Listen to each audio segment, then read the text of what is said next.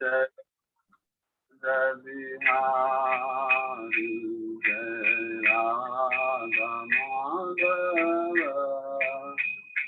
जय कुंज बिहारी जय गोपी जन वल्लभ जय गिरिवरधारी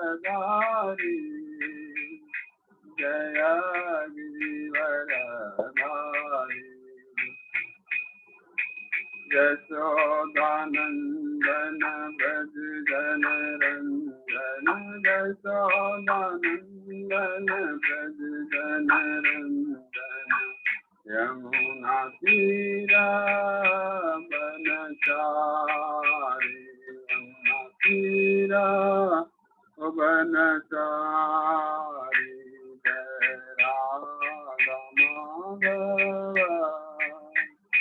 जय कुंज बिहारी हरे कृष्णा कृष्ण कृष्ण हरे हरे हरे राम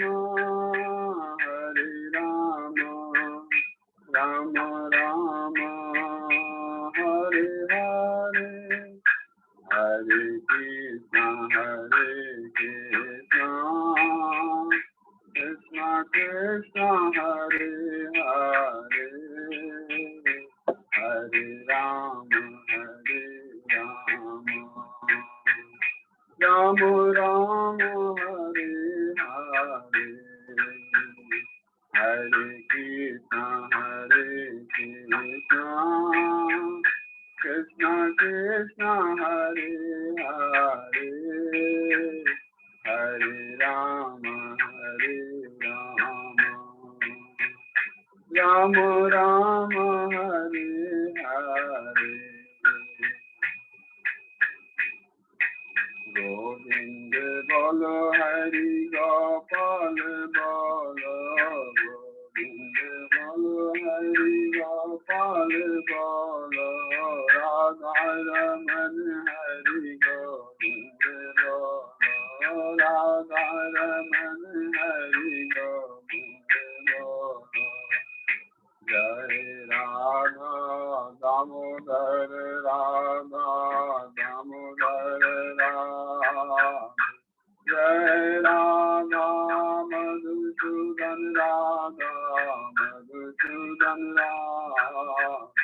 जय राधा माधव राधा माधव जय राधा गोविंद राधा गोविंद जय राधा रस बिहारी राधा रस बिहारी जय राधा कुंज बिहारी राधा कुंज बिहारी जय राधा श्याम सुंदर राधा श्याम सुंदर जय राधा मदन मोहन राधा मदन मोहन जय राधा केशव राधा केशव जय जगन्नाथ जय जगन्नाथ बलदेवा जय सुभद्रा जय गौरनिताय गौरनिताय जय गौरनिताय जय जय गुरुदेव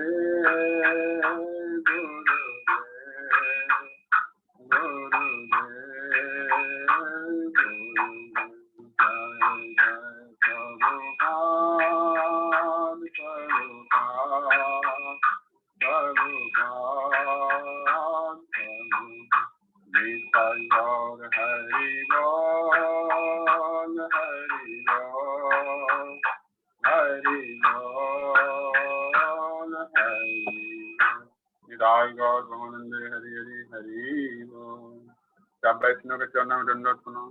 हरि बोल। हरि बोल। बहुत बहुत धन्यवाद रंजीत प्रभु और हमारे अजय पोदार प्रभु को बहुत ही सुंदर विग्रह के प्रभु कहाँ के विग्रह थे आज? तिरुपति के थे। हरि बोल हरि बोल। बहुत बहुत धन्यवाद। दंडवत प्रणाम प्रभु जी, दंडवत प्रणाम। बहुत ही सुंदर और सभी भक्तों को धन्यवाद सुंदर कीर्तन करने के लिए। अभी हम लोग मंगलाचरण करते हैं। ओम अज्ञान तिमिरांधस्य ज्ञानांजन शलाकया चक्षुरुन्मीलितं येन तस्मै श्री गुरुवे नमः। श्री चैतन्य मनोभीष्टं स्थापितं येन भूतले स्वयं रूप कदा मह्यं ददाति स्वपदान्तिकं। वन्देऽहं श्री गुरु श्री उत्पत कमलं श्री गुरु वैष्णवांच श्री रूपं साग्रजातं सहगना रघुनाथं वितं तं सजीवं स्वादेतं सावभूतं परिजं सहितं कृष्ण चैतन्य देवं श्री राधा कृष्ण पादान सहगना ललिता श्री विशाखा वितांत च। नमो ओम विष्णुपादाय कृष्ण प्रेष्ठाय भूतले श्रीमते भक्ति वेदांत स्वामिन इति नामने। नमस्ते सारस्वती देवे गौरवाणी प्रचारिणे निर्विशेषा शून्यवादी पाश्चात्य देश तारिणे। वांछा कल्पतरुभ्यश्च कृपा सिन्धुभ्येव च पतितानां पावनेभ्यो वैष्णवेभ्यो नमो नमः। नमो महावदान्याय कृष्ण प्रेम प्रदायते कृष्णाय कृष्ण चैतन्य नामने गौरत्विषे नमः। हे कृष्ण करुणा सिंधु दीन बंधु जगतपते गोपेश गोपिका कांत राधा कांत नमस्तुते। तप्त कांचन गौरांगी राधे वृंदावनेश्वरी विषभानुसुते देवी प्रणमामि हरिप्रिये। नीलांचल निवासाय नित्याय परमात्मने बलभद्र सुभद्रायां जगन्नाथाय ते नमः।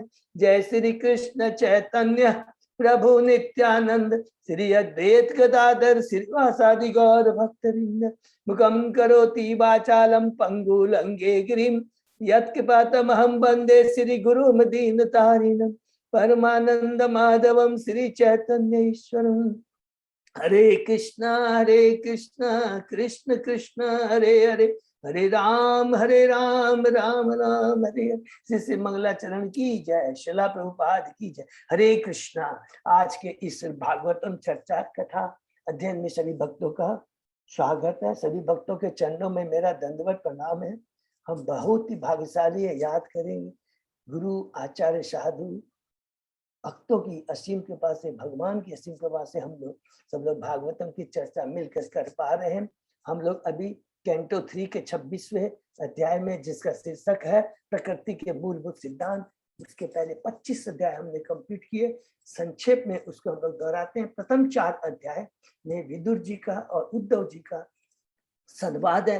प्रथम अध्याय में विदुर जी के प्रश्न है। दूसरे तीसरे अध्याय में उद्धव जी के उनके प्रश्नों का उत्तर है, वृंदावन के और वृंदावन की बाहर की लीलाओं का। चौथे अध्याय में विदुर जी दिव्य ज्ञान प्राप्त करना चाहते हैं। उद्धव जी उन्हें स्वयं न दे करके मर्यादा को ध्यान में रखते हुए वो उनको मैत्रेय मुनि, जो कि हरिद्वार में गंगा नदी के तट पर है, भेज देते हैं। 5वें 6वें अध्याय में, 5वें अध्याय में विदुर जी और मैत्रेय मुनि की वार्ता, और 6वें अध्याय में है विश्व रूप की सृष्टि की। विदुर जी 5वें अध्याय में जीव के बारे में पूछते हैं और जी भगवान कारणोदक्षाई महाविष्णु की सृष्टि के बारे में, जिसको सर्ग कहते हैं, पूछते हैं कि किस प्रकार मैत्रेय मुनि बताते हैं विदुर को किस प्रकार 23 एलिमेंट हुए। और उसके बाद में उन 23 एलिमेंट के जो देवता है, जिनके नियामक देवता जिसको बोलते हैं, वो सारे जाकर के भगवान से प्रार्थना करते हैं कि आपने मेरी तो उत्पत्ति करती, लेकिन हम इस सृष्टि को किस तरह चलाएं, कैसे करें, आप हमें शक्ति प्रदान करें। जब तक हम आपस में सामंजस्य नहीं होगा तो कैसे होगा। 6वें अध्याय में प्रवेश करते हैं। विश्व रूप की सृष्टि, भगवान अपनी विवश शक्ति भेजते हैं। 23 एलिमेंट अमगेट होते हैं, विश्व रूप की सृष्टि होती है। 7वें अध्याय में विदुर जी अन्य प्रश्न है ईश्वर तत्व और जीव तत्व के बारे में। 8वें अध्याय में ब्रह्मा जी का प्राकट्य है गर्भोदक्षाय विष्णु से। और 9वें अध्याय में हमने पढ़ा कि किस प्रकार ब्रह्मा जी भगवान की स्तुति करते गर्भोदक्षाय विष्णु की। मुझे आपने जो ओरिजिनल सृष्टि की है, प्राइमरी सर्ग, अब जो विसर्ग अर्थात सेकेंडरी सृष्टि के लिए आप जो हमको बोल रहे हैं, इसके लिए मुझे शक्ति दिए, जिससे कि मैं रजोगुण के प्रभाव में आकर अपने को सृष्टि करता नहीं करता। 10वें अध्याय में हमने पढ़ा प्रकृति के विभाग जिसमें सर्ग और विसर्ग प्राकृतिक और वैकृतिक सृष्टि के बारे में समझे। 11वें अध्याय में है परमाणु से समय की गणना, जिसमें हमने समय के बारे में कितने छोटे छोटे हमने पढ़ा है, समय के बारे में पढ़ा है, और उसके बाद में युगों के बारे में, मनवंतों के बारे में, कल्प के बारे में, और पूरे ब्रह्मांड का क्या साइज है उसके बारे में पढ़ा है। और वही चीज अभी हम लोग अभी भी रिपीट करेंगे, और किस प्रकार एक परत अग्नि, जल, वायु, आकाश दूसरी परत से 10 गुनी मोटी होती है, इसके बाद में 12वें अध्याय में ब्रह्मा जी की सृष्टि शुरू होती है। पहले उन्होंने 5 अविद्या, उसके बाद में चतुष्कुमारों को, रुद्र को, फिर और 10 संतानों को उत्पन्न करते हैं, और अंत में कपल, स्वयंभू, मनु और शत्रु था। 13वें अध्याय में है हमने बराह भगवान का अवतार, जिसमें भगवान बराह, श्वेत बराह किस प्रकार पृथ्वी का उद्धार करते हैं, और उसी के अंदर में हम लोग ने संक्षेप में पढ़ा रक्त बराह और नील बराह, किसमें हरणाक्ष का भगवान किस प्रकार उद्धार करते हैं। 14वें अध्याय में कश्यप मुनि और दीति, उनका किस प्रकार दीति गर्भ धारण करती है संध्या समय में, और उसके संध्या समय चूंकि गर्भ धारण करती है तो वो संतान है वो असुर रूप धारण, असुर होती है। और किस प्रकार दीति को कश्यप मुनि सांत्वना देते हैं जब वो पश्चाताप करती है अपनी गलती के लिए, चिंता मत करो, स्वयं भगवान इनका उद्धार करेंगे, क्योंकि तुम भगवान की भक्त हो, परम भक्त हो, और पहला जैसा तुम्हारा पुत्र होगा। 15वें अध्याय में हमने पढ़ा ईश्वर के साम्राज्य का वर्णन, जिसके अंदर ब्रह्मा जी देवताओं को पूरा डिटेल में बताते हैं, कहाँ से कैसे चतुष्कुमार बैकुंठ लोक में जाते हैं, द्वारपाल उनको रोकते हैं, वो द्वारपालों का अभिशाप देते हैं, भगवान स्वयं लक्ष्मी के संग में आते हैं, और उनके दर्शन कर करके उनकी चेतना में परिवर्तन आ जाए। चतुष्कुमार निर्विशेषवादी से वो भगवान के परम भक्त बनते हैं, भगवान के चरणों में अर्पित तुलसी को ग्रहण कर करके। 16वें अध्याय में हमने पढ़ा कि शीर्षक है कि द्वारपालों द्वारा बैकुंठ के चतुष्कुमारों द्वारा बैकुंठ के द्वारपालों को अभिशाप, जिसके अंदर में हमने पढ़ा कि किस प्रकार चतुष्कुमार कहते हैं कि भगवान आप इतने भक्तों के प्रति इतनी विनम्रता, आपकी है इतना समर्पण है, ये तो हम बद्ध जीवों को एक शिक्षा देने के लिए कि वैष्णव के प्रति कोई अपराध नहीं होना चाहिए। और फिर भगवान अंत में कहते हैं यस, ये सारी जो है लीला मेरे द्वारा नियोजित। 17 से लेकर के 19 अध्याय में अब हमने पढ़ा हिरण्याक्ष और भगवान बराह के बारे में, किस प्रकार हिरण्याक्ष का साम्राज्य के बारे में 17वें अध्याय में, 18वें अध्याय में हिरण्याक्ष और बड़ा भगवान के युद्ध के बारे में, और 19वें अध्याय में ब्रह्मा जी की स्तुति करने पर किस प्रकार भगवान हिरण्याक्ष को हत्या करते हैं, उसको मार करके उसको मुक्ति प्रदान करते हैं। 20वें अध्याय में अभी तक हमने जो सर्ग विसर्ग के बारे में पढ़ा था उसका संक्षिप्त वर्णन है, और यहाँ पर खत्म हो जाता है 17वें अध्याय से लेकर 19 अध्याय में। कहाँ का जो 6वें मनवंतर में, चतुर्थ मनवंतर में ये लीला हुई थी, हम लोग पढ़ेंगे। और फिर हम लोग पुनः लौट के आ जाते हैं पहले मनवंतर में। पहला मनवंतर में क्या है, स्वयंभू मनु प्रथम मनु है, और ब्रह्मा जी ने जो प्रथम कपल को उत्पन्न किया था, अब उसके बारे में हम लोग शुरू करने जा रहे हैं 21वें अध्याय से। 21 से 24वें अध्याय में सर्वप्रथम हमने पढ़ा देहूति और कर्दम मुनि के गृहस्थ जीवन के बारे में कि किस प्रकार 21वें अध्याय में शीर्षक है स्वयंभू मनु और कर्दम मुनि का संवाद, जिसमें कर्दम मुनि किस प्रकार तपस्या करते हैं 10,000 वर्षों तक, भगवान प्रकट होते हैं और उनको कहते हैं तुम्हारी जो इच्छा है एक योग्य पत्नी की, स्वयं स्वयंभू मनु अपनी पत्नी शतरूपा को लेकर के और अपनी पुत्र देवहूति को लेकर तुम्हारे पास में आएंगे। भगवान अब प्रकट हो जाते हैं, स्वयंभू मनु अपनी पत्नी शतरूपा और देवहूति को लेके आते हैं, और किस प्रकार कर्दम मुनि उनका आदर करते हैं।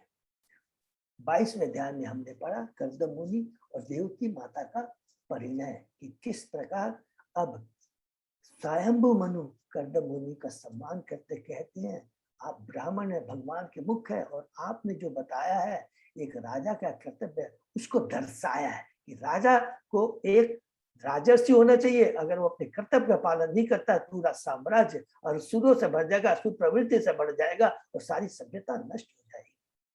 और फिर प्रार्थना करते हैं कि मेरी पुत्री को आप स्वीकार कीजिए। कर्दम मुनि स्वीकार करते हैं, उनका ब्याह हो जाता है और स्वयंभू मनु अपने पति शत्रुपा को लेकर अपने साम्राज्य में वापस आ जाओ। उनके साम्राज्य का बहुत सुंदर वर्णन 23वें अध्याय में हम प्रवेश करते हैं, जिसमें शीर्षक है देहूती माता का शोक। स्टार्ट होता है कैसे वो अपने पति जो उनके गुरु है भगवान के पर्वत उनकी सेवा करती है, कर्तव्य इनसे प्रसन्न न होते हैं। उनके देवती माता के गर्भ से 9 दिव्य माने महान भगवान की भक्त कन्याएं का जन्म होता है, जो कि 9 ऋषियों से उनका ब्याह होता है। और उसके बाद में जब वो घर से छोड़ के जाने लगता तो देवहूति से प्रार्थना करती है कि अभी तक तो मैंने अपने जीवन को केवल भौतिक भोग में लगाया है, अब मुझे अभय दान दीजिए। बहुत सुंदर वर्ड है, भगवत प्रसाद। कर्दम मुनि फिर कहता है मैं तुम्हें भगवत प्रसाद दूंगा, माने वो प्रसाद जिससे तुम भोग भय और शोक से मुक्त हो जाएगी। भय और शोक तभी मुक्त होता है जब भौतिक चीजों के प्रति आसक्ति खत्म होती है। ये याद रखें, ये बहुत इंपॉर्टेंट चीज है। और फिर देवती कहती है आप सच कहते हैं, मनुष्य जीवन आत्म साक्षात्कार के लिए है, धर्म के लिए। धर्म क्या है? भगवान की भक्ति, यही हमारा कर्तव्य है। और भगवान की भक्ति करके अगर विरक्ति नहीं होती भौतिक चीजों के प्रति और भगवान के प्रति आसक्ति नहीं होती, मनुष्य जीवन बेकार है। 24 अध्याय में प्रवेश करते हैं। कर्दम मुनि का वैराग्य शीर्षक है, और जिसमें कर्दम मुनि कहते हैं कि तुम्हारी जितनी भी स्वयं भगवान कपिल तुम्हारे गर्भ से प्राकट्य होंगे और तुम्हारे सारे संशय को नष्ट कर देंगे। स्वयं ब्रह्मा जी आते हैं, बड़ा सुंदर है। और कर्दम मुनि को देवती को कहते हैं कि स्वयं भगवान तुम्हारे पिता पत्र के रूप में आएंगे, तुम्हारे सारे जो संशय है और तुम्हारी जो आसक्ति है उस संशय को और आसक्ति को अपने ज्ञान रूपी तलवार से छिन्न छिन्न कर देंगे। बहुत सुंदर है। फिर कर्दम मुनि कपिल भगवान के पास जाते हैं और कहते हैं हमारा परम सौभाग्य है, अब हमारे घर में हमारे पुत्र के रूप में जन्म लिए। बड़े बड़े योगी इसके लिए तरसते रहते, किसके लिए? मात्र दर्शन के लिए, और आप तो पुत्र के रूप में लिए हैं। फिर भगवान उत्तर देते हैं कि मैंने अपना वचन पूरा किया और मैं अपनी माता देवहूति को अपने ज्ञान से उसके सारे संशय को, उसकी आसक्ति को नष्ट कर दूंगा। कर्दम मुनि घर छोड़ के चले जाते हैं और भगवान की भक्ति करके भगवत धाम को प्राप्त करते हैं। फिर अब लोग शुरू होता है, यहाँ से 25 अध्याय से दूसरा सेक्शन शुरू हो जाता है। क्या? अब कपिल भगवान देवती माता को किस प्रकार शाक्य दर्शन, शाक्य योग के बारे में बताएंगे। शुरू होता है, शीर्षक है भक्ति योग की महिमा। देवहूति भगवान कपिल के पास पहुंचती है, कहती है कि मैं इस भौतिक इंद्रियों से विचलित होकर करके अज्ञानता तक के गर्भ में फंसी हुई, मुझे इससे मुक्ति प्रदान कीजिए। भगवान कपिल कहते हैं कि मैं तुम्हें वही ज्ञान दूंगा जो मैंने ऋषि मुनियों को बताया था। इसके लिए करना ज्ञान क्या है? जीव को अपने मन को शुद्ध करना पड़ता है, और वो शुद्ध कब हो सकता है? जब वो भगवान की भक्ति करता है। और भक्ति कैसे हो सकती है? जब स्वरूप सिद्ध व्यक्तियों का एसोसिएशन होता है। उन स्वरूप सिद्ध व्यक्तियों पवित्र भक्तों की संगति से भौतिक चीजों के प्रति जो आसक्ति होती है वो पुरुष का पूरा प्रभाव नष्ट हो जाता है।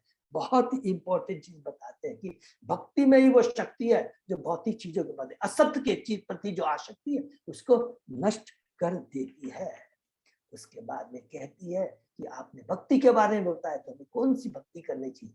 तुम्हें भाव भक्ति करनी चाहिए। लेकिन हम बद्ध जीव हैं, अभी हम लोग उस लेवल तक नहीं पहुंचते हैं, तो तुम्हें साधना भक्ति करनी चाहिए, या जिसको वैधि भक्ति। धीरे धीरे भगवान का वैधि भक्ति सबको क्लियर मालूम है ना, बहुत सिंपल है। वो 5 चीजें हैं, एकदम कंफ्यूज नहीं होंगे। हरिनाम का कीर्तन, शुद्ध भक्तों का संग, श्रीमद् भागवतम का श्रवण, डेटी वर्शिप और धाम का दर्शन। धीरे धीरे भगवान के विग्रह का दर्शन क्यों करो, और ऐसा करेंगे तो धीरे धीरे हमारी भक्ति प्रगाढ़ होती चली जाएगी, तीव्र भक्ति हो जाएगी। और भक्ति वो ऐश्वर्य है जिसे काल भी उसे नष्ट नहीं कर सकता। फिर 26 अध्याय में प्रवेश करते हैं। शीर्षक है जो अभी हम पढ़ रहे हैं, प्रकृति के मूल सिद्धांत। बहुत ही इंपॉर्टेंट है, जिसके अंदर में कपिल भगवान स्वयं कहते हैं, हे माता, मैं तुम्हें परमात्मा की विभिन्न कोटियों के बारे में बताऊंगा, जिसके जानने से 3 गुणों से जीव मुक्त हो जाता है। जीव का ज्ञान क्या? ज्ञान के बारे, ज्ञान क्या है कि जीव स्वरूप और कृष्ण नित्य दास।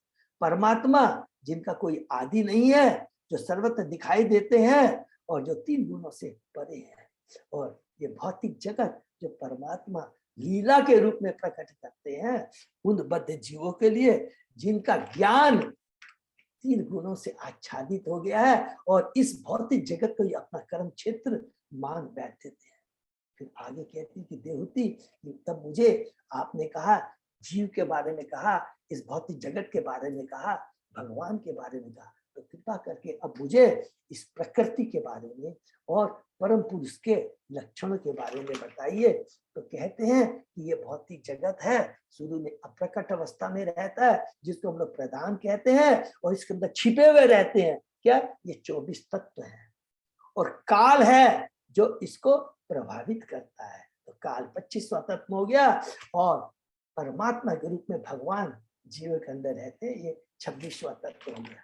तो फिर यहाँ पर बहुत सुंदर ढंग से बताते हैं काल के बारे में कि काल क्या करता है, भय उत्पन्न करता है और काल क्या करता है, दूसरा 3 गुणों को एक्टिवेट करता है। तो जिससे क्या होता है, प्रधान जो अप्रकट अवस्था में रहता है वो तो किसमें प्रकट हो जाता है, जिसको हमने पढ़ा महतत्व कहते हैं। फिर महतत्व से अहंकार, फिर अहंकार जब सतोगुण रजोगुण तमोगुण 3 में रहता है तो सतोगुण से मन और 10 सेंस देवता आते हैं जिसको ज्ञान शक्ति।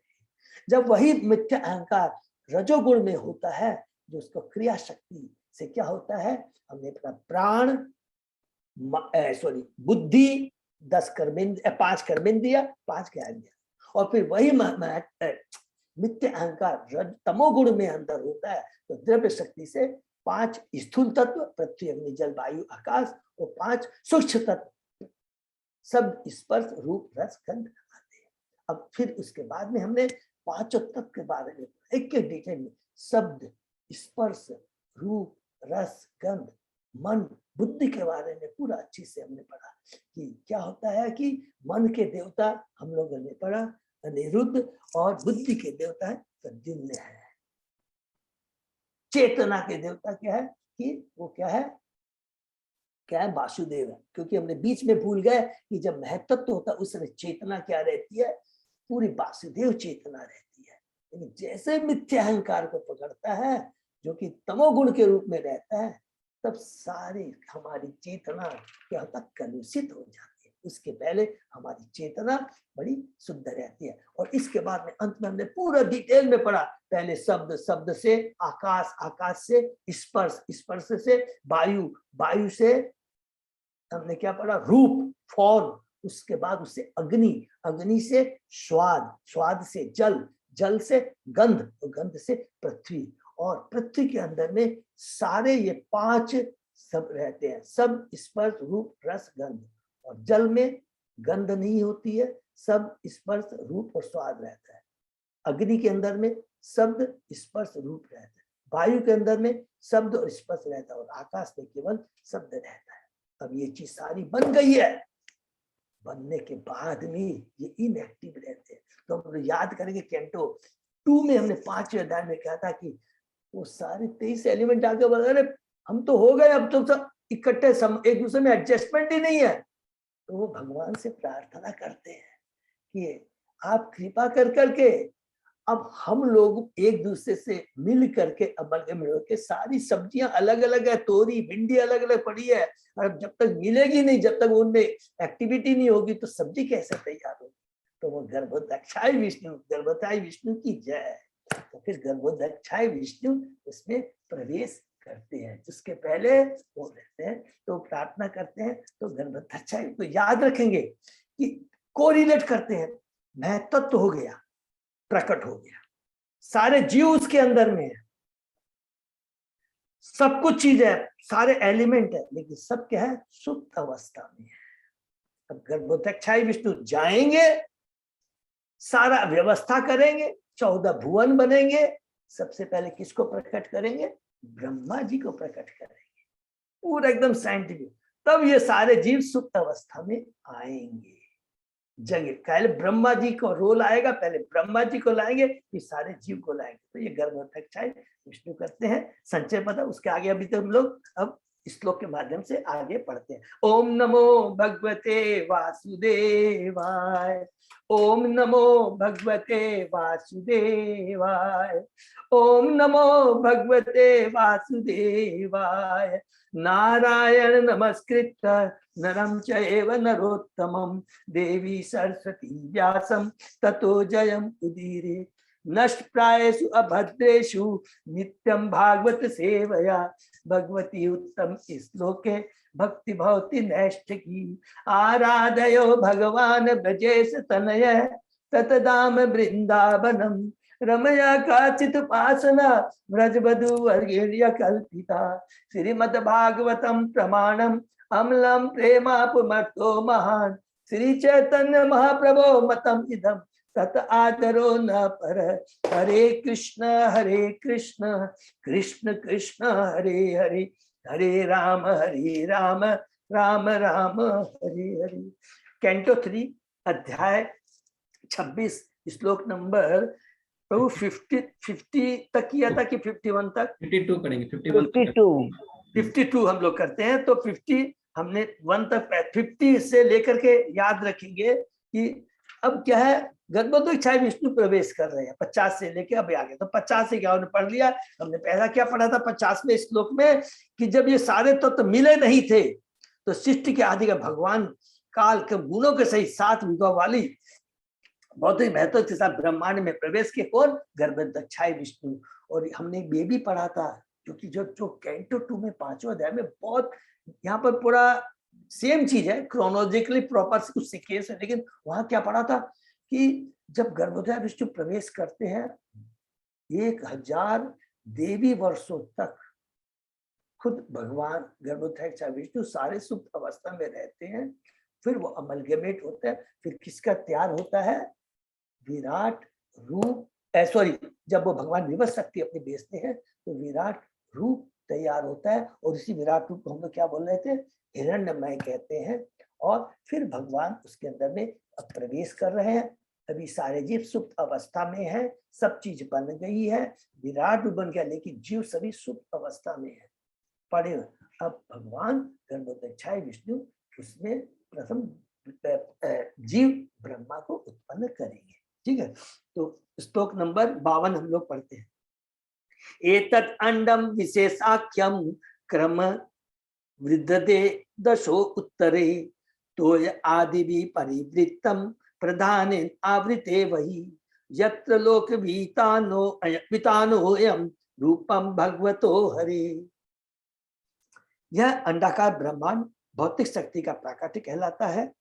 इसकी जल वायु अग्नि अहंकार तथा महत्व की परतें क्रमशः मोटी होती जाती है, जो कि हमने कहाँ पढ़ा था? 11वें इस अध्याय के अंदर में हमने पढ़ा था ना, समय युगों के बारे में, मनवंतों के बारे में अंत में पढ़ा था कि ब्रह्मांड 4 लाख अरब मील का डाया होता है और पहली परत दूसरी परत से 10 गुनी होती है। ठीक है, मोटी होती जाती है। प्रत्येक परत अपने से पूर्व वाली से 10 गुनी मोटी होती है और अंतिम बाह्य परत प्रधान से घिरी हुई होती है। इस अंडे के भीतर भगवान हरि का विराट रूप रहता है, जिसके शरीर के अंश 14 लोक हैं, जो कि हमने पढ़ा था। कि देखिए सिंपल एकदम याद रखेंगे कि ये पूरा विराट रूप है। बिना भगवान की शक्ति के, काल शक्ति, दिवस शक्ति जिसको कह दो, कुछ भी कह लीजिए, बिना गर्भोदक्षाय विष्णु के ये कुछ नहीं होता। जो कुछ भी हमने पढ़ा है ये गर्भोदक्षाय विष्णु, क्षीरोदक्षाय विष्णु महापुरुष अवतार का ही इसके हाथ है। ये हमेशा याद रखें। इस अंडे के भीतर भगवान हरि का विराट रूप रहता है, जिसके शरीर के अंश 14 लोक है। यह ब्रह्मांड का ब्रह्मांड आकार, जिसकी कल्पना हम उसके असंख्य लोकों समेत करते हैं, एक अंडे के समान आकार वाला है। जिस तरह अंडा एक आवरण से घिरा रहता है, उसी तरह ब्रह्मांड भी विभिन्न परतों से घिरा रहता है। इसकी पहली परत जल, दूसरी अग्नि, फिर वायु, तब आकाश और अंतिम परत प्रधान है। इस अंडाकार ब्रह्मांड के भीतर विराट पुरुष के रूप में भगवान का विराट रूप है। सारे लोग उनके शरीर के अंश है, जो भी 14 लोग हमने पढ़ा है। इसकी व्याख्या से भागवत के 23 स्कंद में पहले की जा चुकी है, जो कि हमने बताया दूसरे कैंटो के 5वें अध्याय में डिटेल में वर्णन है। सारे लोग भगवान के इस विराट रूप के विभिन्न अंग माने जाते हैं। जो लोग भगवान के दिव्य रूप की प्रत्यक्ष रूप से प्रत्यक्ष पूजा में नहीं लग सकते, उन्हें चाहिए कि वे इस विराट रूप का चिंतन और पूजा करें। ये बात हमने कहाँ पढ़ी थी? कैंटो 2 के दूसरे अध्याय में पढ़ी थी कि जिनको भगवान के साकार रूप का भी विश्वास, अरे मैं तो भगवान को नहीं देखा, तो कोई बात नहीं, इस ब्रह्मांड को तो देख रहा है, इस जगत को तो देख रहा है, ये किसने बनाया। उसीलिए उनके लिए समझाने के लिए कहते हैं यही भगवान का रूप है, अलग अलग करके उसी रूप में समझाया जाता है। विराट का चिंतन और पूजा करें। निम्नतम लोक पाताल परमेश्वर का तलवा माना जाता है, जो हमने पढ़ा था पूरा कि क्या क्या पढ़ा था। 14 भुवन को भगवान के विराट रूप से किया है।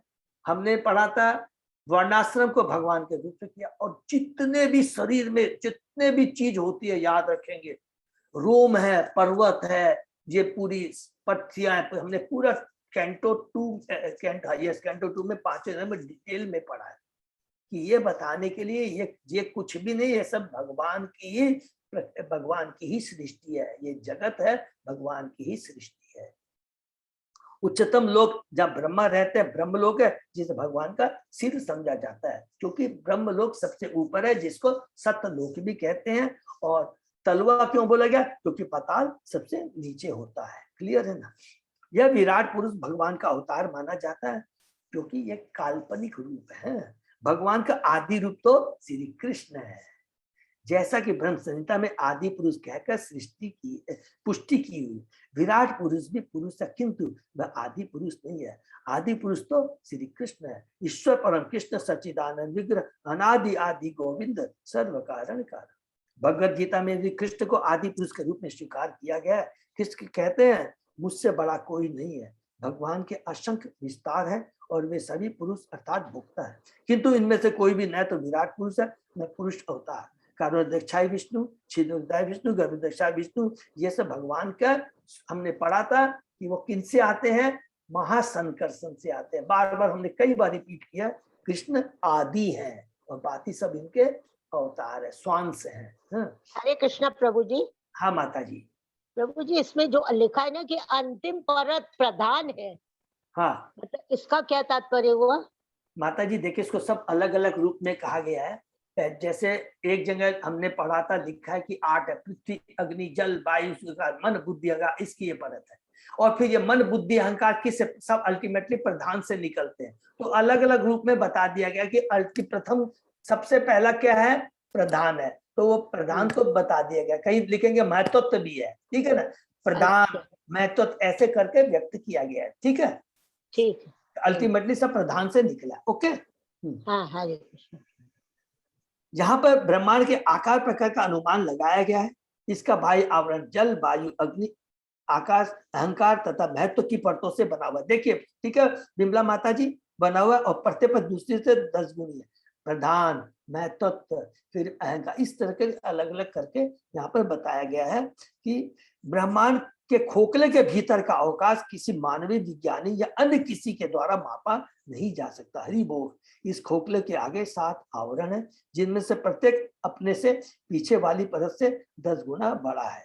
जल की परत ब्रह्मांड के व्यास से 10 गुनी बड़ी है और अग्नि की परत जल की परत से 10 गुनी बड़ी है। इसी प्रकार वायु की परत अग्नि की परत से 10 गुनी बड़ी है। ये आकार प्रकार मनुष्य के लघु मस्तिष्क के लिए अकल्पनीय है।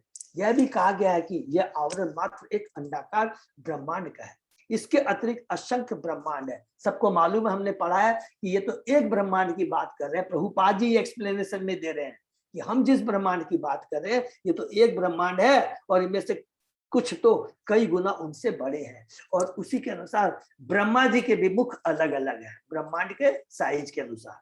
वास्तव में माना जाता है कि यह ब्रह्मांड सबसे छोटा है, फलतः इसके प्रबंध के लिए प्रमुख अधिष्ठाता अथवा ब्रह्मा के केवल 4 सिर है, जो हमारी जिस ब्रह्मांड में हम रह रहे हैं। उसके बाद अन्य ब्रह्मांडों में तो इससे बहुत बड़े हैं, ब्रह्मा के और अधिक सिर होते हैं। हरि बोल। श्री चैतन्य चरितामृत में कहा गया कि एक दिन ये सारे ब्रह्मा भगवान कृष्ण द्वारा बुलाए गए और जब लघु ब्रह्मा ने बृहद ब्रह्मा को देखा तो मानो उस पर वज्रपात हो गया। ऐसी ही है भगवान की अचिंत शक्ति। कोई भी चिंतन द्वारा या ईश्वर के साथ मिथ्या एक के द्वारा ईश्वर की लंबाई चौड़ाई नहीं नाप सकता। यदि कोई प्रयास करता है तो वह पागलपन का उद्योग है। तो चैतन्य चरितामृत में हम लोग पढ़ेंगे सनातन गोस्वामी को भगवान चैतन्य बताते हैं, जब बनारस में जब उसमें ये वर्णन आएगा, हम लोग चैतन्य में पढ़ेंगे कि बताते हैं सनातन गोस्वामी को, बस ये खुद चैतन्य महाप्रभु बताते हैं, याद रखेंगे कि कैसे कि एक ब्रह्मा को देखता है, अरे भगवान को जाके बोलो, दूत को बोलते हैं कि ब्रह्मा आए हैं। तो बड़ा सुंदर वर्णन है। हरे कृष्ण बाबू, हाँ प्रभु, भागवतम में भी है, द्वारका लीला में। हाँ, वो द्वारका में भी लीला है प्रभु, यस करेक्ट, उसमें भी है, बिल्कुल सही कहते हैं। बड़ा सुंदर वर्णन, एक एक जीव को भगवान कैसे शिक्षा देते हैं। ब्रह्मा जितने परम जीव भक्त है, लेकिन उनको भी शिक्षा देते हैं कि तुम भी 3 गुणों से बंधे हुए हो। याद रखेंगे, चींटी से लेकर हाथी था। तब ब्रह्मा जी बोलते, अरे कौन सा ब्रह्मा ये? तब भगवान जब उनको बुलाते हैं, बोले भगवान बात तो आपसे बाद में करूंगा, पहले मुझे ये बताइए, आपने कहा कि कौन सा ब्रह्मा आया, ये आप पर पूछा, दूत आके पूछा। तब भगवान बोलते हैं ठीक है तुम बैठो। फिर भगवान एक एक करके ब्रह्मा को बुलाते हैं, कोई 10 मुख वाला, 1000 मुख वाला, लाख मुख वाला, करोड़ों मुख वाला। तब ब्रह्मा जी का सिर घूमता है कि हे भगवान, तुम्हारी महिमा अपरंपार है। तो ब्रह्मा जी तक जब भगवान की महिमा को नहीं समझ सकते, जैसे प्रभुपाद जी कहते हैं कि जो भगवान के बारे में लंबाई जो जानने की चेष्टा करता है, ये पागलपन का द्योतक है। बुद्धिमान आदमी वही है, एज इट इज वो एक्सेप्ट कर ले शास्त्रों को। हम तो मनुष्य हैं, वो भी कलयुग के मनुष्य। आयु कितनी है? 70, 80, यू नेवर नो क्या आयु है। तो बुद्धिमान आदमी ये यदि शास्त्र को समझ लेता है, मेरे पास समय बहुत कम है, मैं कलयुग में जी रहा हूं, जल्दी से जो प्रभुपाद जी ने इतनी सुंदर व्यवस्था कर दी है, इतने सारे भक्त, इस तरह शास्त्र, इतने सारे बुक्स दे दी है, तुरंत इसका फायदा उठा करके इसी जन्म में मैं भगवान की भक्ति को, परम भक्ति को प्राप्त करूं। ये हमारा प्रयास होना चाहिए। हिरण्मयात अंडकोशात उत्थाय सलिलेशयात तम आविश्य महादेवो बहुधा निर्विभेद खम। विराट पुरुष श्री भगवान उस सुनहल अंडे में स्थित हो गए जो जल में पड़ा हुआ था, उन्होंने उसे कई विभागों में बांट दिया। ये हम लोगों ने दूसरे अध्याय में बहुत डिटेल में पढ़ा है, जिसके अंदर में अलग अलग जो भगवान के लिंब को बताएंगे कि मुख, विराट रूप का मुख क्या है, हाथ क्या है, सारे अलग। ये 14 भुवन से तुलना कर रहे हैं। निर्विद्यत अस्य प्रथमम मुखम वाणी ततो अभवत वाण्या वही अथो नासे प्राणो उत्तोघ्राण एतयो। सर्वप्रथम उनके मुख प्रकट हुआ और फिर बाघेंद्रिया, और उसी के साथ अग्निदेव प्रकट हुए जो इस इंद्र के अधिष्ठाता देव है। तब 2 नथुने प्रकट हुए और उनमें ज्ञानेन्द्रिय तथा प्राण प्रकट हुए है। तो सारे हम लोगों ने अच्छे से पढ़ा है। स्थूल तत्व, सूक्ष्म तत्व, कर्मेंद्रिया, ज्ञानेन्द्रिया, मन, बुद्धि, अहंकार, सारे हैं। ये भगवान के सब तुलना करें। वाणी के प्रकट होते ही अग्नि भी प्रकट हुई, और दोनों नथुन से प्रकट होते ही प्राणवायु, श्वसन क्रिया तथा ज्ञानेन्द्रिय प्रकट हुए। घ्राणात वायु अभिधेताम अक्षिणी चक्षु एतयो तस्मात् सूर्य अन्य विद्ये न भिद्येताम कर्णो श्रोत्रम ततो दिशा। घ्राणेन्द्र के बाद उनका अधिष्ठाता देव वायुदेव प्रकट हुआ। तत्पश्चात विराट रूप में 2 चक्षु और उनमें चक्षु इंद्रिया प्रकट हुई। इसके अनंतर चक्षुओं का अधिष्ठाता सूर्यदेव प्रकट हुआ। मन एक एक चीज के याद है ना, सबके सेंस देवता जो प्रभु ने बहुत डिटेल में बेचा था। आंखों माने उसका है सूर्य, सबका है सूर्य, चंद्र, सब किस किस के सेंस देता। हमारी एक एक जो कर्मेंद्रिया, जो ज्ञानेन्द्रिया के है, सबको याद रहना। फिर उनके 2 कान और उनमें कर्णेन्द्रिय तथा दिशाओं में अधिष्ठाता दिग्ग देवता प्रकट हुए। भगवान के विराट रूप में विभिन्न शारीरिक अंगों एवं इन अंगों के अधिष्ठाता देवों के प्राकट्य का वर्णन किया जा रहा है, जो कि ऑलरेडी बार बार मैं रिपीट कर रहा हूँ कि कैंटो 2 के 5वें अध्याय में हमने डिटेल में पढ़ा है। जिस प्रकार माता के गर्भ में शिशु के विभिन्न शारीरिक अंगों का विकास होता है, उसी पर ब्रह्मांड के गर्भ में भगवान के विराट रूप में विविध सामग्री की उत्पत्ति होती है। जब इंद्रिया प्रकट होती है तो प्रत्येक पर उनका अधिष्ठाता देवता रहता है। इसकी पुष्टि भागवत के इस कथन से तथा ब्रह्म संहिता से भी होती है कि भगवान के विराट रूप के नेतृत्व के रूप में सूर्य प्रकट होता है। सूर्य विराट रूप के नेतृत्व पर आश्रित है। ब्रह्म संहिता का यह भी कथन है कि सूर्य श्री भगवान कृष्ण का नेत्र है। चक्षु रेश सविता, सविता का अर्थ सूर्य, सूर्य भगवान का नेत्र है। वास्तव में प्रत्येक वस्तु की उत्पत्ति परमेश्वर के शरीर से होती है। प्रकृति पदार्थों की पूर्ति करती मात्र है। सृष्टि तो परमेश्वर द्वारा की जाती है, जैसा कि गीता के 9वें अध्याय के 10 में मया अध्यक्षेण प्रकृति श्रूयते सचराचरम्। इस दृश्य जगत में प्रकृति मेरी अध्यक्षता में समस्त चर तथा अचर वस्तुओं को उत्पन्न करती है। बिना भगवान के कुछ भी संभव नहीं। इससे बहुत सिंपल चीज है, बिना भगवान के कोई चीज का अस्तित्व नहीं है। निर्विभेद विराज त्वक रोम संश्रु आदय ततः औषधय च आसन शिशनम निर्विभिदे ततः। तब भगवान के विराट रूप ने अपनी त्वचा प्रकट की और उस पर बाल, रोम, मूछ तथा दाढ़ी निकल आए। तत्पश्चात सारी जड़ी बूटियां प्रकट हुई। ये देखिए सारी भौतिक जगत में सब चीज हम देख रहे हैं, सब सूर्य, चंद्रमा, पहाड़, पर्वत, ये इनको हमारे शरीर से तुलना की है। जैसे कि हमारे शरीर में जो जो चीजें होती है वो उसके पूरा विराट में भौतिक जगत में सब चीज से तुलना है। सूर्य, चंद्रमा, पर्वत, पेड़ पौधे, सबसे त्वचा स्पर्श अनुभूति का स्थान है। जो देवता जड़ी बूटी के उत्पादन का नियंत्रण करते हैं वे त्वगेंद्रिय के अधिष्ठाता है।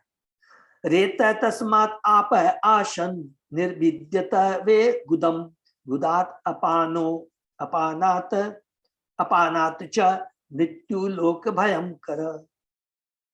तत्पश्चात वीर्य और जल के अधिष्ठाता देव प्रकट हुए। फिर गुदा और उसकी इंद्रिय और उससे के बाद मृत्यु का देवता प्रकट हुआ, जिससे सारा ब्रह्मांड भयभीत रहता है। यहाँ यह समझना होगा कि वीर्य क्रिस्टल की क्षमता ही मृत्यु का कारण है। अतः योगी तथा अध्यात्मवादी जो अधिक काल तक जीवित रहना चाहते हैं वे स्वेच्छा से वीर संकलन रोकते हैं। जो जितना ही वीर संकलन रोक सकता है वह उतना ही मृत्यु से दूर रहता है। ऐसे अनेक योगी हैं जो इस विधि से 300 या 400 वर्षों तक जीवित रहते हैं। भागवत में यह स्पष्ट रूप से कहा गया है कि वीर्यपाती भयावह मृत्यु का कारण है। जो जितना ही विषय भोग जीवन करता है उतना ही उसकी जल्दी मृत्यु होती है। हरि बोल, बहुत सुंदर है। विषय भोग को यहाँ पर दुत्कारा गया है। हस्तो च निर्विद्येताम बलम ताभ्याम ततः स्वराट पादो च निर्विद्येत्याम गति ताभ्याम ततो हरि।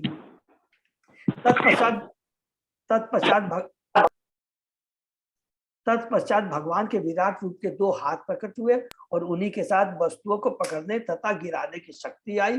फिर इंद्र प्रकट हुए, तदनंतर 2 पांव प्रकट हुए। माने ज्ञानेंद्रिय के बाद अब कर्मेंद्रिय के बारे में बता रहे हैं। तदनंतर 2 पांव प्रकट हुए, उन्हीं के साथ चलने फिरने की क्रिया आई और उसके बाद भगवान विष्णु प्रकट हुए। हरि बोल। हाथों का अधिष्ठाता देव इंद्र और गति का दाता देव भगवान विष्णु है। विराट पुरुष के 5 पांव प्रकट होने पर विष्णु का प्रकट हुआ। नाडयो यश निर्भिद्यंत ताभ्यो लोहितम आवृतम नद्य ततः संभवन उदरम निर्भिद्यत। विराट शरीर की नाड़ियां प्रकट हुई और तब लाल रक्त कणिकाएं या रक्त प्रकट हुआ। उसके पीछे नदियां, नाड़ियां और अधिष्ठात्री, और तब उस शरीर में पेट प्रकट हुआ। माने एक एक चीज का देखिए, शरीर के अंदर में रक्त, नाड़ियां, नाभि, एक एक चीज। रक्त की नाड़ियों की तुलना नदियों से की गई है। जब विराट रूप में नाड़ियां प्रकट हुई तो विभिन्न लोकों में नदियां भी प्रकट हुई। नदियों का अधिष्ठाता देव नाड़ी मंडल का भी अधिष्ठाता है। आयुर्वेदिक चिकित्सा में तंत्रिका अस्थिरता रोग से पीड़ित व्यक्ति को बहती नदी में डुबकी लगाकर स्नान करने की संतुष्टि की जाती है। बहुत सुंदर सुंदर यहाँ बातें लिखी है। किसी को नाड़ी का रोग या नर्व का रोग है तो बोलते गंगा जल में स्नान करने से वो दूर हो जाता है, माने रिलीफ मिलता है। क्षुत पिपासे ततः स्याताम समुद्र तु इतयो अभूत अथ अस्य हृदयम भिन्नम हृदयात मन है उत्थितम, उससे पेट से भूख तथा प्यास की अनुभूति प्रकट हुई और इनके बाद समुद्र का प्रकट हुआ, फिर हृदय प्रकट हुआ और हृदय के बाद मन प्रकट हुआ। समुद्र को पेट का अधिष्ठाता देव माना जाता है, जहां से भूख तथा प्यास की अनुभूति अनुभव होती है। जब किसी को ठीक से भूख नहीं प्यास लगती तो आयुर्वेदिक उपचार में उस मनुष्य को समुद्र में स्नान करने की सलाह दी जाती है। हरि बोल। एक एक चीज, मन से चंद्रमा जातो बुद्धि बुद्धे गिरामपति, अहंकार ततः रुद्र चित्तम चैत्य ततः अभवत। मन के बाद चंद्रमा प्रकट हुआ, फिर बुद्धि और बुद्धि के बाद ब्रह्मा जी प्रकट हुए, तब अहंकार, फिर शिव जी और शिव जी के बाद चेतना तथा चेतना का अधिष्ठाता देव प्रकट हुए। अलग अलग जो हमने पढ़ा था मन बुद्धि सबके बारे में। मन के प्रकट होने पर चंद्रमा प्रकट हुआ, इसके सूचित होता है कि चंद्रमा मन का अधिष्ठाता देव है। उसी प्रकार ब्रह्मा जी बुद्धि के बाद प्रकट होने से बुद्धि के अधिष्ठाता देवता, एक एक देवता है जो कि हमारी मन बुद्धि अहंकार के देव है। और शिव जी अहंकार के प्रकट होने के कारण अहंकार के अधिष्ठाता है। दूसरे शब्दों में चंद्रमा सत्वगुण, ब्रह्मा रजोगुण तथा शिव सत्वगुण के सूचक है। अहंकार के पश्चात चेतना का उदय सूचित करता है कि प्रारंभ से भौतिक चेतना तमोगुण के अधीन रहती है, अतः मनुष्य को अपनी चेतना शुद्ध करके शुद्ध बनना होता है। वासुदेव की माने हमने पढ़ा ना वासुदेव, यह शुद्धिकरण कृष्ण चेतना कृष्ण भावनामृत कहलाती है। महतत्व के समय चेतना कौन सी रहती है? वासुदेव चेतना रहती है, प्योर चेतना रहती है। जब कलुषित हो जाता है तो वासुदेव भगवान का ध्यान करने से हमारी चेतना शुद्ध होती है। तो इसका मतलब सिंपल है, कृष्ण भावनामृत कहलाती है वासुदेव चेतना। हरि नाम का संकीर्तन करना है, क्या क्लियर कह दिया। शुद्ध चेतना है उसको कृष्ण भावनामृत कहलाती है। चेतना के सिद्ध होते ही अहंकार दूर हो जाता है। आत्मा के शरीर के पहचान झूठे पे अहंकार कहलाती है। भगवान चेतन अपनी कृति शिक्षा अष्टकम में इसकी पुष्टि करते हैं। वे कहते हैं कि हरे कृष्ण महामंत्र के उच्चारण करने का पहला परिणाम यह निकलता कि चेतना या मन रूपी दर्पण से धूल हट जाती है। इसको अंडरलाइन कर लेंगे कि हरि नाम का माने जो दूसरा श्लोक है कि भगवान के नाम नाम का हरि भक्ता है कि मैंने अपने नाम में सारी शक्ति पूरी हमने समन्वित कर दिया है। इतना हरि नाम का महत्व है। है शिक्षाष्टकम में हट जाती है और तब तुरंत ही संसार की प्रज्वलित अग्नि समाप्त हो जाती है। यह अग्नि अहंकार के कारण होती है, किंतु अहंकार के हटते मनुष्य को अपने वास्तविक स्वरूप का पता चल जाता है। हमने पढ़ा था ना, अहंकार सतोगुण में रहता है, जब तमोगुण में रहता है तब रजोगुण में रहता है। तो ये सारी चीजें उत्पन्न होती है और उसमें प्रोप्राइटरशिप, एंजॉयरशिप और कंट्रोलरशिप की भावना आती है। और जैसे ही भगवान वासुदेव कृष्ण के हरि नाम का कीर्तन करते हैं तो यह मिथ्य अहंकार खत्म हो जाता है और जीव अपनी शुद्ध चेतना में आ जाता है। क्या? जीवेर स्वरूप होए कृष्ण नित्य दास।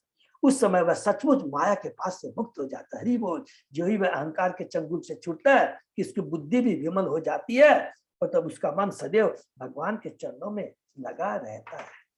भगवान का आविर्भाव पूर्णिमा के दिन गौर चंद्र के अथवा कलंक रहित दिव्य चंद्र का रूप में हुआ। भौतिक चांद में धब्बे होते हैं किंतु दिव्य चांद या गौर चंद्र में धब्बे नहीं होते। गौरा हरि गौर भगवान गौर चेतन महाप्रभु की जय। शुद्ध मन को भगवान की सेवा में लगाने के लिए मनुष्य को निष्कलंक चंद्र या गौर चंद्र की पूजा करनी होती है। जो लोग कामी है या जीवन में उन्नति करने में अपनी बुद्धि का प्रदर्शन करना चाहते हैं ये सामान्यतः ब्रह्मा के उपासक होते हैं। और जो लोग घोर अज्ञान में रहकर अपने को शरीर मानते हैं ये शिव जी की पूजा करते हैं। ब्रह्मा जी रजोगुण, देखिए एक एक चीज हम लोग ने पढ़ा है याद। तो जिनको रजोगुण की भावना रहती है, ब्रह्मा जी क्या है वो सृष्टि करते हैं रजोगुण। और रजोगुण से क्या, मेरे पास आज इतना इतना हो, मेरे पास ये पोस्ट हो। और जो तमोगुणी होते हैं उसके देवता कौन है? शिव जी भगवान। तमोगुणी लोगों को भगवान पकड़ के रखते हैं तो वो शिव जी की पूजा करते हैं। हिरण्यकशिपु तथा रावण जैसे भौतिकतावादी लोग ब्रह्मा या शिव के उपासक होते हैं, किंतु कृष्ण चेतना में रहने वाले प्रहलाद भक्त परमेश्वर की उपासना करते हैं। हरि बोल। कितना सुंदर प्रभुपाद जी ने इंटरप्रिटेशन में बताया, इसको अंडरलाइन कर देंगे। तो हमें भगवान श्री कृष्ण की पूजा करनी है, कोई देवताओं की पूजा नहीं करते। बेचारे उनके हाथ में नहीं है। हमारी चेतना को शुद्ध कर दे, कृष्णमय बना दे, शिव ब्रह्मा के हाथ में नहीं है। याद रखेंगे जहां पर प्रभुपाद जी कितना एक्सप्लेन कर दिया। नेक्स्ट, एते ही अभ्युत्थिता देवा न एव अस्य उत्थापने अकृष्ण पुनः आविशुखानि तब उत्थापयुतम क्रमात्।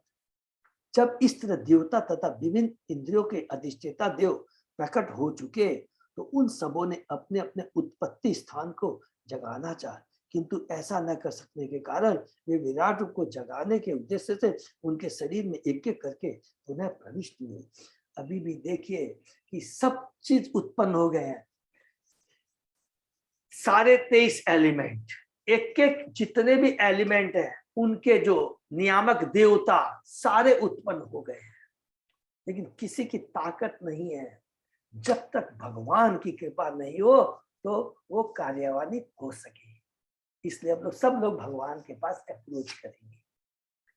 जब इस तरह देवता विभिन्न इंद्रियों के देव प्रकट हो चुके, अच्छा प्रविष्ट हो गए, भीतर सोते हुए अधिष्ठाता देव को जगाने के लिए मनुष्य को अपने अपने कर्मों को बाहर से मोड़कर भीतर से ले जाना होता है।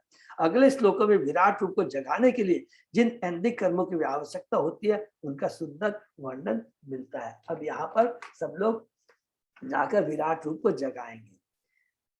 वही वाचा मुखम भेजे न उदिष्टम तदा विराट घ्राणे नासिके वायु न उत्तिष्ठत तदा विराट। अग्निदेव ने बागेंद्र से उनके मुख में प्रवेश किया, किंतु विराट पुरुष उठा नहीं। तब वायुदेव ने ज्ञानेन्द्र से होकर उनके नथनों में प्रवेश किया, तो भी विराट पुरुष नहीं जगा। अच्छिनी चक्षुषा आदित्यो न उत्तिष्ठत तदा विराट श्रोत्रेण कर्णो च दिशे न उत्तिष्ठत तदा विराट। तब सूर्यदेव ने चक्षुंद्री से विराट पुरुष की आंखों में प्रवेश किया, तो भी वह नहीं उठा। इसी तरह दिशाओं के अधिष्ठाता देव ने श्रवणेन्द्रिय से होकर उनके कानों में प्रवेश किया, किंतु तो भी वह नहीं उठा। त्वचम रोम भी औषध्यो न उत्तिष्ठत तदा विराट रेतसा शिशनम आपतु न उत्तिष्ठत तदा विराट। त्वचा तथा जड़ी बूटियों के अधिष्ठाता देवों ने शरीर के रोमों में त्वचा में प्रवेश किया, किंतु तो भी विराट पुरुष नहीं उठा। तब जल के अधिष्ठाता देव ने वीर के माध्यम से लिंग में प्रवेश किया, किंतु विराट पुरुष नहीं जगा। गुद्दम मृत्यु आपाने न उत्तिष्ठत तदा विराट हस्तो इंद्रो बलेन एव न उत्तिष्ठत तदा विराट। देखिए सारे श्लोकों में प्रथम इस लाइन में और लास्ट लाइन में एक ही वर्ड है? सबने पढ़ लिया ना, नो तथा विराट। मृत्यु देव ने अपान इंद्र से उनकी गुदा में प्रवेश किया, किंतु विराट पुरुष में कोई गति नहीं आई। तब इंद्रदेव ने हाथों की शक्ति के हाथों में प्रवेश किया, किंतु इतने पर भी विराट पुरुष उठा नहीं। तो यहाँ पर क्या बोलना चाह रहे हैं सब देखिए, सब कुछ है, सब इंद्रिय है, लेकिन जब तक भगवान की कृपा नहीं होगी तो कोई कार्य नहीं है। सब कुछ हमारे पास में हो गया, कर्मेंद्रिय, ज्ञानेंद्रिय, मन, बुद्धि सब भी है, सारे देवता भी आ गए हैं, लेकिन जब तक भगवान की कृपा नहीं होगी तो ये कार्य शरीर ये न माने ये भौतिक जगत कार्य नहीं करेगा। हमारे जब तक परमात्मा नहीं रहेंगे हृदय के अंदर में कुछ नहीं होगा। माने गर्भोदक्षाई विष्णु किसकी आत्मा हो गई? एक एक ब्रह्मांड की। देखिए हम लोगों ने पढ़ा था, कानोदक्षाई विष्णु सारे ब्रह्मांड की आत्मा है, गर्भोदक्षाई प्रत्येक ब्रह्मांड की आत्मा है, और क्षीरोदक्षाई विष्णु प्रत्येक जीव की आत्मा। विष्णुगतया एव चरणो न उदस्थितम तथा विराट नाड़ी नद्य लोहितेन न उदस्थित तथा विराट। भगवान विष्णु ने गति के साथ उनके पांव में प्रवेश किया, किंतु तब भी विराट पुरुष ने खड़े होने से इनकार कर दिया। तब नदियों ने रक्त नारियों तथा संचल शक्ति के माध्यम से रक्त में प्रवेश किया, किंतु तो भी विराट पुरुष हिला डुला नहीं। तिडभ्याम उदरम सिंधु न उत्तिष्ठत तदा विराट हृदयम मनसा चंद्रो न उत्तिष्ठत तदा विराट। सागर ने भूख तथा प्यास से सहित अपने पेट में प्रवेश किया, किंतु तो भी विराट पुरुष ने उठने से इनकार कर दिया। चंद्रदेव ने मन के साथ उनके हृदय में प्रवेश किया, किंतु विराट पुरुष को जगाए न जा सका। बुद्धया ब्रह्म अपि हृदयम न उत्तिष्ठम तदा विराट, रुद्रो अभिमत्या हृदयम न उत्तिष्ठम तदा विराट। ब्रह्मा भी, बड़ी बोल, ब्रह्मा भी बुद्धि के साथ उनके हृदय में प्रविष्ट हुए, किंतु तब भी विराट पुरुष उठने के लिए राजी नहीं हुआ। रुद्र ने भी अहंकार समेत उनके हृदय में प्रवेश किया, किंतु तो भी वह टस से मस्त न हुआ। देखिए, सब लोगों ने अभी प्रविष्ट कर दिया है। अब चितेन हृदयम चैत्य नित्यज्ञ प्राविशत, यदा विराट तदा एव पुरुष सलीलात उत्तिष्ठत। किंतु जब चेतना का अधिष्ठाता अंतःकरण का नियामक तर्क सहित हृदय में प्रविष्ट हुआ, तो उसी क्षण विराट उस कारण नाव से उठ खड़ा हुआ। हरि बोल। वासुदेव, चेतना का भी हमने पढ़ा ना, आज तो भगवान वासुदेव जब प्रकट हुए तब वो खड़ा हुआ। यथा प्रसुप्तम पुरुषम प्राण इंद्रिय मनोधिय प्रभवंती बिना प्रभवंती बिना ये न उत्थापयितुम ओजसा। जब मनुष्य सोता रहता है तो उसकी सारी भौतिक संपदा यथा प्राण शक्ति, ज्ञानेन्द्रिया, कर्मेंद्रिया, मंत्र, बुद्धि उसे नहीं उठा सकती। वह तभी उठ पाता है जब परमात्मा उसकी सहायता करता है। हरि बोल। तो जब तक परमात्मा, इवन देखिए हमारी चेतना, हम सारी चेतना को भगवान से, यहाँ पर बोलने का मतलब जब सारी चेतना को, सारी इंद्रिया भगवान की पूजा करती है, तब जीव अपने वास्तविक स्वरूप को पहचान पाता है, तभी वो समझ पाता है। नहीं तो वो आध्यात्मिक दृष्टि से सोया रहता है। जैसे अमरीश महाराज के साथ बहुत हरि बोल। हाँ माता, बहुत सुंदर वर्णन एकदम। साक्ष्य दर्शन की यहाँ पर देखिए, कपिल प्रभुपाद जी, कपिल भगवान क्या बोलना चाहते हैं बता रहे हैं। साक्ष्य दर्शन की व्याख्या यहाँ इस दृष्टिकोण से विस्तार से की गई है कि विराट पुरुष अर्थात श्री भगवान का विश्व रूप ही विभिन्न ज्ञानेंद्रियों, उनके अधिष्ठाता देव का उत्पत्ति केंद्र है। विराट पुरुष एवं ज्ञानेंद्रियों के अधिष्ठाता देव का अथवा जीवों का संबंध ऐसा जटिल है कि केवल ज्ञानेंद्रियों के प्रयोग मात्र से उनके अधिष्ठाता देव भले ही वे परमेश्वर संबंध हो, जगाया नहीं जाता था। हमारी चेतना को नहीं जगाया जा सकता। विराट पुरुष को जगाना या परमेश्वर को लौकिक कार्य संबंध करना संभव नहीं है। केवल भक्ति वैराग्य से ही अखिल परमेश्वर से संबंध जोड़ा जा सकता है। इसको अंडरलाइन करेंगे। केवल हम अपनी इंद्रियों को कितने भी हो, चाहे आप देवताओं की पूजा कर लीजिए, जितने भी है, हमारी इंद्रियों को ये देवता कंट्रोल कर रहा है, ये देवता को कंट्रोल कर रहा है, आप सारे देवताओं के पास चली जाइए, कुछ नहीं होगा। भौतिक जगत से छुटकारा नहीं मिलेगा। जब तक परमात्मा को हम नहीं रिक्वेस्ट करेंगे तभी वो हमको जगाएंगे, हमारी चेतना को जागृत करेंगे। जीवन का लक्ष्य क्या है वो हमें पता लगेगा। हरि बोल। प्रभु एक श्लोक है, पढ़ सकते हैं प्रभु? कर लेते हैं, हो जाएगा। बहुत सुंदर है, देखिए। तम अस्मिन् प्रत्यक आत्मानं धिया योग प्रवृत्तिया भक्तया विरक्तया ज्ञानेन विच्य आत्मनि चिंतयेत्। अतः मनुष्य को भक्ति, वैराग्य तथा एकाग्र भक्ति के माध्यम से प्राप्त आध्यात्मिक ज्ञान में प्रगति के द्वारा इसी शरीर में परमात्मा को विद्यमान समझकर उसका चिंतन करना चाहिए। जिस प्रकार विराट रूप की आत्मा गर्भवती चाहिए, उसके बिना कुछ भी नहीं हो सका।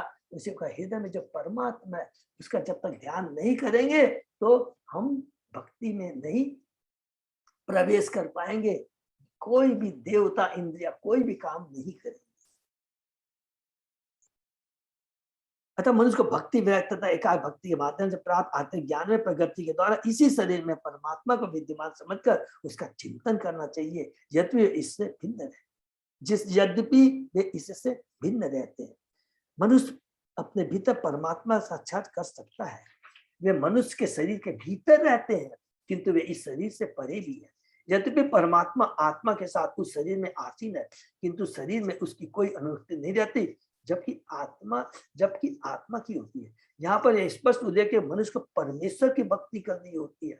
भक्त जैसा ही भगवद गीता में, श्रीमद् भागवत में पहले कंटो के दूसरे अध्याय के 7वें में कहा गया है, वासुदेव भगवती भक्ति योग प्रयोजित है। जब वासुदेव या सर्वव्यापी भगवान विष्णु की शुद्ध भक्ति की जाती है तो इस भौतिक जगत से तुरंत विरक्ति उत्पन्न हो जाती है।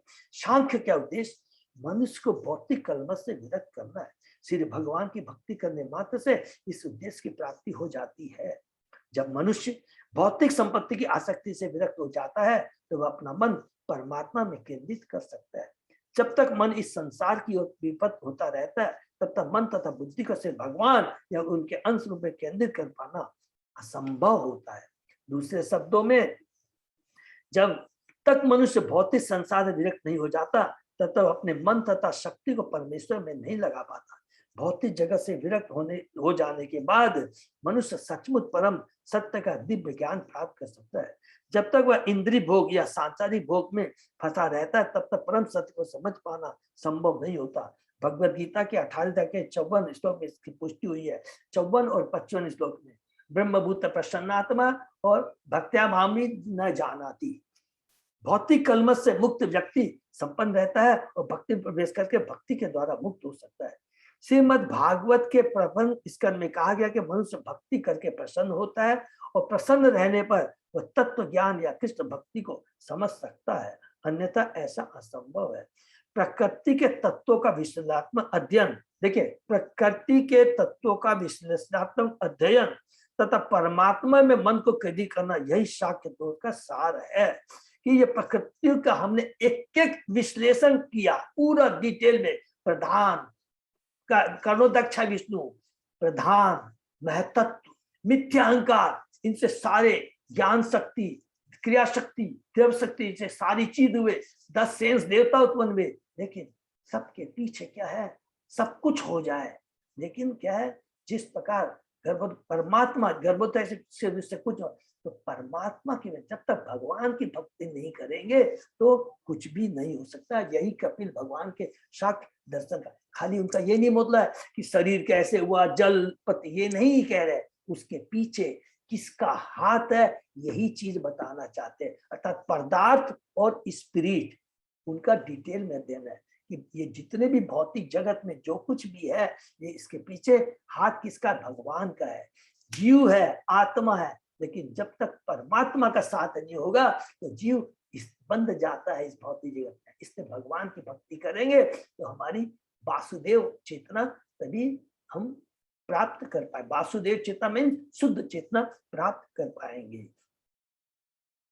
इस साके दुख सिद्धि परम सत्य की भक्ति के साथ पूर्ण होती है। इस पर में भागवत के 3 स्कंद के अंतर्गत प्रकृति के मूल सिद्धांत शीर्षक 26 अध्याय का भक्ति विधान। हरे कृष्णा। तो हम लोग यहीं पर विराम देते हैं। और अभी तक हम लोगों ने कई बार रिपीट कर चुके हैं, अभी तक किसी एकदम कंसेप्ट हमारा पूरा क्लियर हो गया है कि किस प्रकार ये विराट रूप वास्तव में कि एक काल्पनिक रूप है। सबको समझ में आ गया ना। और ये वास्तव में बताया गया है कि सब कुछ क्या है, ये जितना भी विराट, इसके पीछे कौन सी शक्ति काम कर रही है? भगवान की शक्ति। माया दक्षिण 9वें अध्याय के 10वें श्लोक में भगवान ने अपने आप सब कुछ कह दिया है। हरे कृष्णा। ये अपना विराट करते हैं और आगे हम लोग डिटेल में जाके पूरे पढ़ेंगे, पूरे 14 भुवन के बारे में बहुत सुंदर पूरा डिटेल में भागवत में सारी चीज हमको पढ़ाई में आएगी। तब 6वें कैंटो समझ में आ जाएगा कि ये जितना जो कुछ चीज है ये भगवान, और पूरा लास्ट तक यही बोल रहे हैं कि भगवान। अभी ये तो हम लोग पढ़े, देखिए कपिल देव 7 श्लोक तक जाएंगे, 25 से लेकर 32 तक जाएंगे। अभी तक हमने खाली बिगनिंग पढ़ा कपिल भगवान की जो है, जो शाक्य दर्शन के बारे में, केवल 25 और 26, और अभी भी और 5 अध्याय बाकी है। तब पूरा समझ में आ जाएगा कि भक्ति ही परम है। हरे कृष्ण। हरे कृष्ण। दंडवत प्रणाम प्रभु जी। विराम देते हैं। क्लास है प्रभु जी, बोल रहे थे ना सैटरडे को लेंगे हम लोग क्लास। जैसा बोलेंगे। हाँ ले सकते हैं प्रभु जी। सैटरडे को तो ले, जैसे सब भक्तों का देख लेते हैं। बहुत लोग जैसे भक्त लोग अपना वो करके रखते हैं, जैसे हरे कृष्ण प्रभु जी। दंडवत प्रणाम। अजय प्रभु जी। दंडवत प्रणाम। दंडवत प्रणाम माता। प्रणाम प्रभु जी। एक बार आपस में सब लोग पहले डिस्कस कर लेंगे, कर लेते हैं, फिर पूजा उसके बाद हम लोग करेंगे, उसके पूजा बात कर लेंगे। थैंक यू सो मच, सबको बहुत बहुत धन्यवाद। और एक मेरा रिक्वेस्ट है कि अभी रथ यात्रा मेरे पास बहुत आ रहे हैं कि अब कल मैसेज एक आया, शायद मैंने पोस्ट भी किया है कि रथ यात्रा मैदान में 2 मिनट लूंगा खाली। रथ यात्रा मैदान में ये जितने भी कलकत्ता में हम लोग भक्ति बीच कर रहे हैं, आपस में मिलकर कर रहे हैं, तो हम तो कर रहे हैं, लेकिन जो रथ यात्रा मैदान में जो बेचारे बहुत सारे आज भगवान का दर्शन करने आते हैं और चले जाते हैं, लेकिन उनको तो कम से कम भक्ति से जोड़ने का प्रयत्न करना चाहिए, उनको बताना चाहिए। तो उसके लिए भक्ति बीच बहुत बड़ा पंडाल वहां पर है। तो उसके अंदर में मेरे पास मैसेज आए, जो लोग माने बहुत सारी टेबलें रहेंगी, तो जो लोग वहां पर जा करके प्रचार करना तो वो जरूर अपना नाम दे दो। तो हमारे जगन्नाथ ग्रुप से मैं चाहता हूँ कि 1-2 जो नाम रहे, माने बाय रोटेशन। अब जैसे 7 दिन रहेगा, सोमवार से लेकर के 2 तारीख से लेकर 8 तारीख तक। भगवान गुंडीचा मंदिर में 9 दिन रहते हैं, याद है ना, 9 दिन। पहले दिन जाते हैं, दैट इज संडे 1 तारीख को, और 9 तारीख को सुबह तक रहेंगे 11, उसके बाद में वापस आएंगे। और 2 तारीख से लेकर के 8 तारीख तक वहां प्रचार कार्य होगा। तो जो भी अपना नाम देना चाहे तो जरूर दे देंगे। अच्छे जैसे हमारे लीडर्स यदि रहेंगे तो ज्यादा अच्छा रहेगा, और जो कि जिनको समझ में आता है कि वो अच्छे से प्रीच कर सकते हैं, समझा सकते हैं। सबको अच्छे से आता है, सिंपली बताना है हम कौन है, भगवान से हमारा क्या संबंध है, और खोए हुए संबंध को कैसे पुनः स्थापित कर सकते हैं। और अभी हम लोग जो कैंटो 2 पढ़ रहे हैं, ये 3 पढ़ रहे हैं, इसमें तो पूरा एकदम डिटेल में वर्णन है, बहुत अच्छे से समझा। तो जो है तो 1-2 दिन में मेरे को बता देंगे तो अच्छा रहेगा। जैसे हम लोग लास्ट टाइम में तो मैं भी जाने का प्रयत्न करता था, मेरे को तो याद है माधव प्रिया माता जी और मोहन प्रभु थे, हमेशा एकदम रेगुलर आते थे, जबकि वो इतने इनका they are not keeping well physically, इसके बाद भी बहुत देते हैं। तो ऐसे जितने भी भक्त लोग जो आ सकते हैं आपस में, अजय प्रभु, तो अच्छा रहेगा। एक दिन भी 1 जन आ जाए, माने ग्रुप में आ गए, जैसे कोई 4 जन आ गया, फिर कोई 4 जन आ गए, तो 32 जन या 2-2 जन करके आ जाए। तो उसमें कैसे क्या करना होता है प्रभु जी? मतलब जो भक्त लोग आ रहे हैं, मतलब किस हिसाब से? टेबल रहती है प्रभु। हाँ, टेबल तो रहती है, ठीक है। वो टेबल पर रहेंगे। बाहर से तो क्या होगा, उसमें सब बाहर से लोग दर्शन करके आते हैं, मन जगन्नाथ बल्लभ सुभद्रा पूरा घूमते रहते हैं। हाँ। तो फिर हमारा भक्ति बीच का पंडाल है, उसके अंदर भी घुस जाएंगे। अच्छा भाई ये क्या है, अच्छा आप लोग आके बैठिए, हम लोग के यहाँ ऐसे भक्ति बीच क्लासेस होती है, और यहाँ पर ये दर्शन कहाँ रहते हैं, उनको भक्ति में से जोड़ने का यस प्रयास रहता है हमारे यहाँ होती है। अच्छा आप कहाँ से है? हावड़ा से। अच्छा हावड़ा में हमारे राधापति बंसीधारी के यहाँ क्लास होती है। अच्छा आप लेक टाउन में, तो लेक टाउन में हमारे यहाँ, बांगुर में हमारे यहाँ होती है। लाइक दैट उनको भक्ति से जोड़ना, it is that, like that. ठीक है, ठीक है। वो मैं जा सकता हूँ प्रभु जी 1-2 दिन जो भी। हरी बोल, मैं भी जाऊंगा, आप भी है, तो इसी तरह 2-4 जन नाम दे दे। तो मैं एक काम करता हूँ, मैं ऐसे बोल देता हूँ कि 2 दिन सैटरडे क्लास में भी कुछ यूथ है, तो हम बात कर लेता हूँ मैं कल, तो फिर मैं नाम बना के आपको दे दूंगा, तो वो लोग सब अवेलेबल रहेंगे शाम के टाइम पे। तो वो अपने था, तो मैं ऐसे कर देता हूँ, भेग ऐसे दे देता हूँ कि हमारे जगन्नाथ ग्रुप से 2 जन जरूर जाएंगे। कभी कोई चला गया तो कम से कम 2 जन तो जरूर जाएंगे। 4 जन जाएंगे तो 4 जन बैठ जाएंगे, टेबल है, एक टेबल पे 4 जन बैठ जाएंगे। तो मैं ऐसे कर देता हूँ, ठीक है। तो आज मैं पोस्ट कर देता हूँ कि 2 devotees from Jagannath group from Monday to from 2 July to 8 July. ठीक है ना प्रभु, ये बोले। हरे कृष्णा, सबको बहुत बहुत धन्यवाद, प्रणाम। बहुत सुंदर मौका है, फिर से रिपीट करता हूँ, जगन्नाथ भगवान, केवल भगवान जगन्नाथ अपने जो कि अपने आसन को छोड़ करके बद्ध जीवों को कृपा करने के लिए मंदिर छोड़ करके आते हैं। आप इसको खाली सोचिएगा इस बात को लेकर के कि भगवान कितने कृपालु हैं। स्पेशली टाइमिंग शाम के रहता है ना प्रभु नॉर्मली? हाँ प्रभु, मैं बता दूं आपको, 4:30 से 7:30 उठना का, या फिर 4:30 से 8:30 भी हो जाए, डिपेंड्स मतलब कैसी भीड़ रहती है। तो हमारा ये हो गया। उसके बाद स्टेज पे, सांस्कृतिक स्टेज में हमारी बुकिंग हो गई है जगन्नाथ ग्रुप की, और यज्ञशाला माने गंडीचा मंदिर के सामने जो स्टेज है वहां भी कीर्तन होगा, वहां भी हम लोगों को सीट मिल गई है। हरि बोल। तो तीनों जगह हम लोग का हो गया, और ज्यादा से ज्यादा प्रचार करना। हरे कृष्णा, ठीक है। और किसी का कोई भी प्रश्न हो तो पूछ सकते हैं, तो माने रथ यात्रा के बारे में। और रथ शुरू स्टार्ट होगा कहाँ से, एक मिनट बोलूंगा, मंदिर से शुरू होगा, पूरा अलग रूट मैं बता दूंगा, जाकर के वो क्या बोलते हैं ब्रिगेड ग्राउंड में जाकर के, जिसको हम लोग बोलेंगे गुंडीचा मंदिर, वहां पर रुकेगा 8-7 दिन तक भगवान वहां, मतलब 9 दिन बोलेंगे, तो जिस दिन जाएगा और जिस 9 दिन तक भगवान वहां रहेंगे, ठीक है ना। और जब रूट में जाते समय बहुत लोग ने मेरे सुनने में आया कि भगवान को भोग लगाना चाहते हैं, तो आपस में डिस्कस करते हैं, माता जी लोग डिस्कस कर सकती है कि रूट में अगर किसी को भगवान को भोग लगाना है तो कर सकते हैं, कोई प्रॉब्लम नहीं है, ठीक है। और रूट मैं बता दूंगा, तो जिनको जैसे समय मिले जरूर आइएगा, रस्सी डोरिए, रस्सी टानिएगा, भगवान की कृपा प्राप्त करेंगे, ठीक है ना। हरे कृष्ण। प्रभु जी रूट का डिटेल कब तक आएगा? रूट का डिटेल मैं कल ही दे दूंगा। तो मोटा मोटी जय फाइनल जगन्नाथ में दे दीजिएगा प्रभु जी, रूट का हाँ, वो दे डिटेल दो, प्रभु जी। वो मैं पालक पार्थ प्रभु से बात करके बताऊंगा। होते हुए हाजिरा होते हुए आती है वैसे ही। एग्जैक्टली, अगर कोई चेंज होगा तो अलग बात है, नहीं तो मैं राधा रमन प्रभु से डायरेक्ट बात कर दूंगा, कोई प्रॉब्लम नहीं है। लेकिन इन सबके इनके इंचार्ज है हमारे पालक पार्थो प्रभु है, उनसे मैं ले लूंगा तो आपको बता दूंगा जिनको भी, ठीक है। नंबर 1, और सब लोग आएंगे, जगन्नाथ बलदेव सुभद्रा महारानी का दर्शन करेंगे, पूजा करेंगे, प्रसाद ग्रहण करेंगे। किसी को अगर कोई भी प्रॉब्लम हो तो मेरे से जरूर कांटेक्ट कर लेंगे, ठीक है ना। हरे कृष्णा। सभी भक्तों का बहुत बहुत धन्यवाद। फिर आकर से लोग विराम करते हैं, सोमवार को सुबह 7 बजे। हरि बोल। हरे कृष्ण।